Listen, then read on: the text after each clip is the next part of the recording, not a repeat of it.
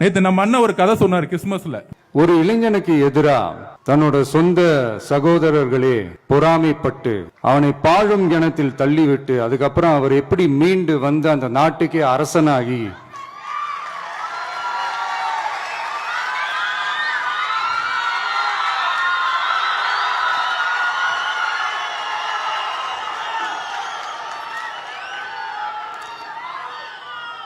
ஏன் என்ன கதை தெரியுங்களா?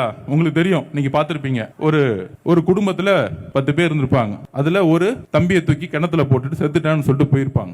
அவர் மீண்டு எழுந்து வந்து திருப்பி ஆட்சி உருவாக்கி அவங்களுக்கு நல்லது பண்ணுவார். அவங்க சொன்னதெல்லாம் யாரு அப்படின்னா, இன்னைக்கு கூட திருமாவளவன் நம்மள திட்டினார், டிவிகே பிஜேபி டீம் அப்படின்னு.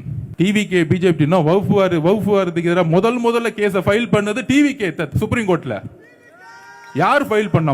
முதல்ல நாங்கள் உண்மையாகவும் உறுதியாகவும் இருக்கிறோம் அப்படி சொன்ன அண்ணன் யார் தெரியுமா? நம்ம திருமா அண்ணன்.